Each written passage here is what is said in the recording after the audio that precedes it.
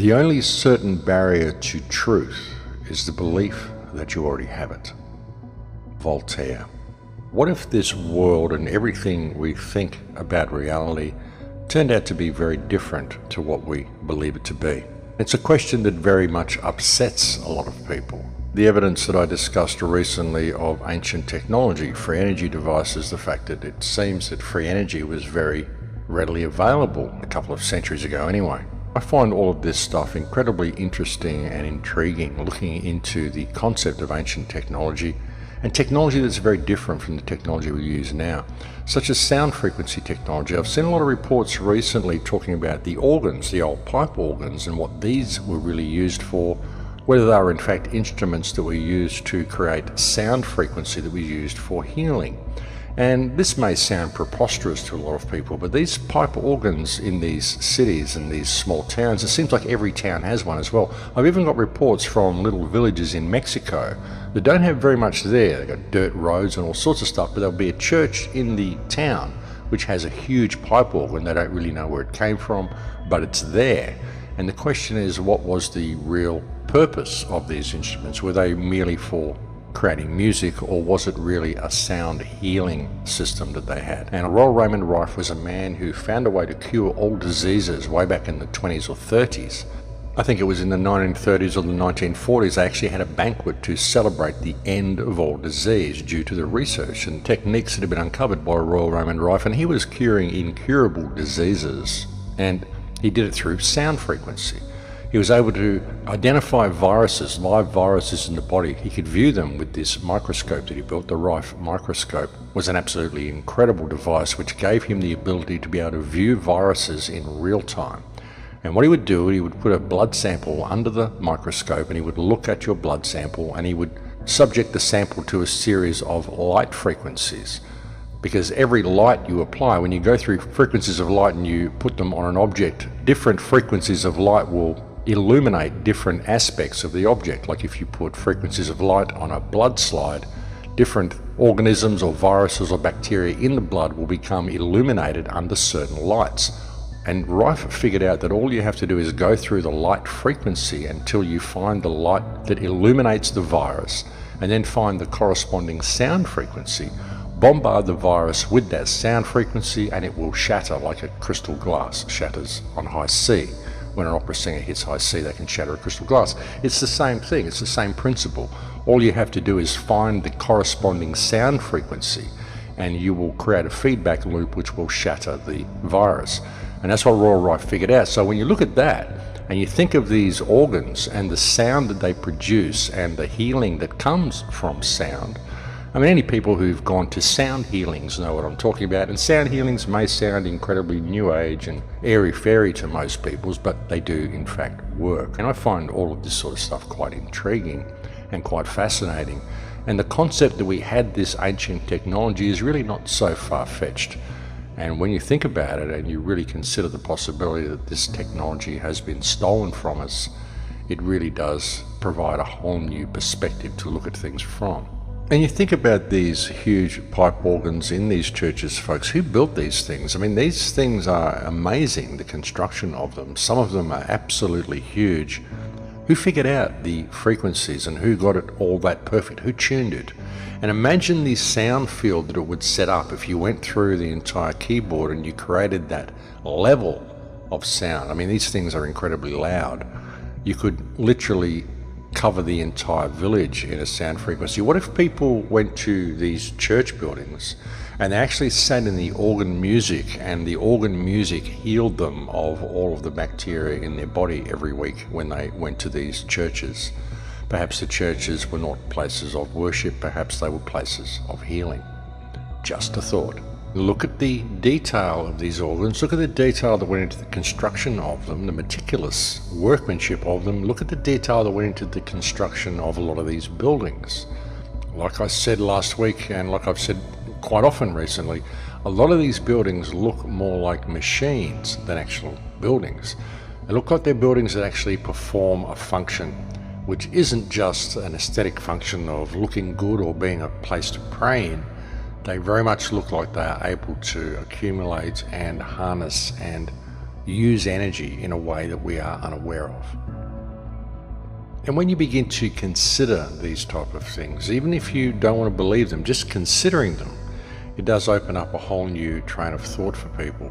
And if you can really consider this type of technology being a reality, then look at the type of technology we use now. Look at the 5G system. Look at all of this digital stuff that we're doing, which is so different to this analog technology that we were using. Anybody who knows the human vessel and understands humanity understands the difference between analog and digital and how it affects us on an emotional and on an energetic level. I mean, it does. I mean, we're very much analog in everything we do, and even that is not the probably correct way to say it, but the whole digital realm that we're being led into now, it's completely the opposite of any of this ancient type of technology we're using. Even the explosive type of electricity that we create through burning coal and all the things that we do to create electricity, if there was a way to simply do it through harmonizing with the ether around us, it would seem to be far more beneficial. I mean, just think about it, folks. You know, we're made of energy. The static electricity that is around everywhere is part of us. It's part of everything. If you're a kid, you probably had a crystal set when you were a kid, a crystal radio set. I had one when I was a child. You just combine these crystals and they harvest energy from the field, and bang, you've got electricity, you've got a radio. So why do you need to have these big coal-fired power stations? You know, if you had crystals and copper and metal and wires and put it in the right configuration, why would you not be able to harvest energy from the field? I mean, if you can do it with a crystal radio set, why can't you do it with a huge building and create an energy field which is going to work for everybody? Makes sense to me. It's just that a lot of people aren't prepared to think that way. You know, they see their crystal radio sets they had as a kid as something novel, but apply it on a bigger scale. Look at what you use to make that crystal radio set. You use crystals, you use copper wire, you used all the things that we find in these buildings. But where does it all lead? All of this type of discussion? That's the question, isn't it? I mean, with the rollout of 5G and all of the stuff that's happening, some people may ask, what is the point of looking down these rabbit holes and discussing what may have happened in the past? Well, the point is that this past is so recent. It's not thousands of years ago, it's just hundreds of years ago. And I've tried so many ways of awakening people. I've pointed out the clear and present danger that we're in. I've pointed out the state of urgency that we're in. I've addressed 9/11. I've addressed the state of Israel. I've addressed the war on terror. I've addressed every single thing I can think of to attempt to awaken people and to empower people. And the concept that we had free energy as little as 150 to 200 years ago and we lived in a completely different society, I find incredibly empowering. You know, and if people can grasp this concept and see how recently it really was, that we were very likely in much freer societies than we are now, it may inspire them to want to get back to that. You know, we've got remnants of this culture still here all over the earth, these big copper top buildings, these big churches, these spires, all these things that we can't build now. You know, even the pipe organs that I was talking about before, I mean, you go and find someone who can go and build one of these pipe organs for you. See if you can find someone. See if you can find a church that's even using one of these pipe organs now. In most churches, they may have a pipe organ in there, but it's rarely used. And if it is used, it's just used to play hymns. You think they would really go to all the trouble of constructing an organ of this size and shape and magnitude of some of the ones that you see in these old churches and just use them for playing tunes behind hymns on Sundays? Do you really think they would go to all that effort just to do that? It seems pretty incongruous to me. But I don't know, I find all of this type of information really empowering. Perhaps it will inspire people to actually shake the sleep from their eyes, because that's really what it's like. It's like people are walking around in a daze. All of this technology exists all around them. All of this old world, a lot of the old world still exists all around them, but they're simply not seeing it because they can't see outside of the social construct that they have in their minds. They can't see beyond the history that they've been told, the history they've been taught, the world that they've been indoctrinated into believing is real. You know, a lot of people, when they look at society, they just view it economically. They don't view it from a human perspective. But our society should be there to support life. That should be first and foremost the absolute mandate of anything that we construct to have people living in. Any cities should be designed to support life. We don't need cities that are designed the way they are, that are designed to run economically and that are based on profit. Medical systems that are based on profit, energy systems that are based on profit. Everything is based on profit. You know, it's this introduction of money and thus scarcity over the human experience which creates all of this substandard culture that we've got, all these substandard products. It removes us of everything that it means to be human by imposing this economic model over people.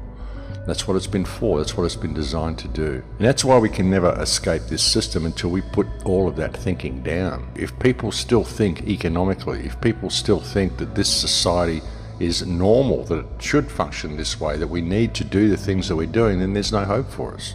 You know, if we're going to continue to support these cities that we live in, which are designed to separate people and to make them completely dependent upon the system.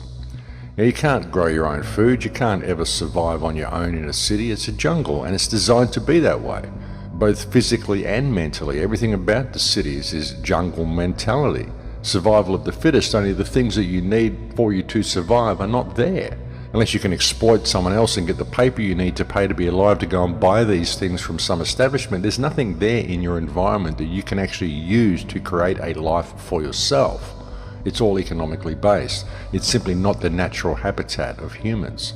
Humans shouldn't be living in these cities. They don't serve us in any way, shape or form. And if you look at the way cities were constructed back in the past cultures, they very much seem to be designed in a way that would serve the people and that would benefit the people, even possibly heal the people, as we've just been previously discussing. Now you look at all this stuff and you see just what we had and just what we are capable of doing. And I don't know, I find it incredibly empowering to think about this. And I find it inspiring, I find it healing. And I think this type of information may be something that will wake people up. So